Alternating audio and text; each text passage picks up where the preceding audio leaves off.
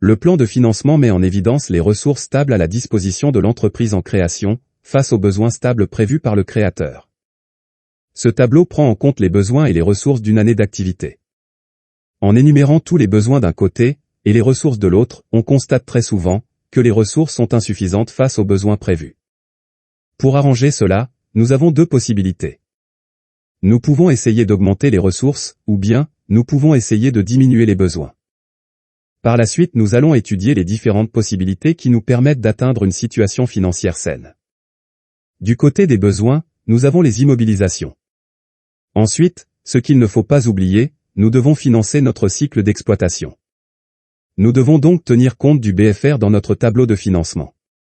Du côté des ressources stables, nous avons les apports du ou des créateurs d'entreprise, c'est-à-dire des associés, soit le capital.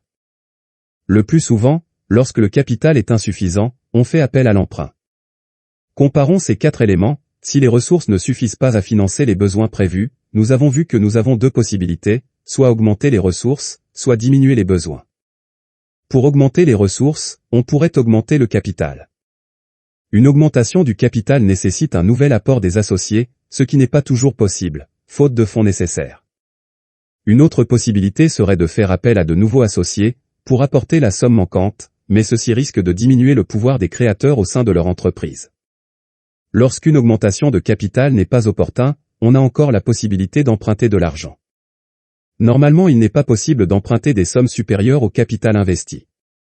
En outre, la capacité d'endettement risque de diminuer et qu'il devient difficile, voire impossible, d'emprunter dans un proche avenir.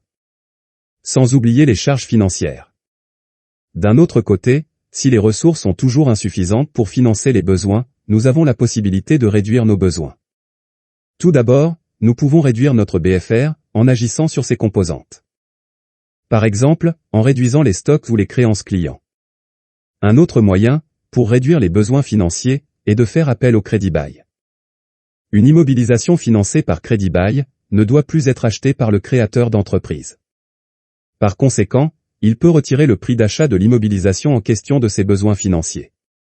Pour être tout à fait complet, nous pouvons encore ajouter les ressources créées par l'activité de notre entreprise au cours de l'année. Il s'agit de la capacité d'autofinancement. Et nous allons inclure le montant annuel nécessaire au remboursement de nos emprunts du côté des besoins. Il est très important de bien évaluer ces besoins financiers et d'avoir les ressources stables nécessaires pour garantir un bon fonctionnement de l'entreprise. Si nos ressources sont déjà insuffisantes au moment de la création, notre entreprise aura des difficultés de liquidité tout au long de son existence, et elle risque de ne pas survivre longtemps.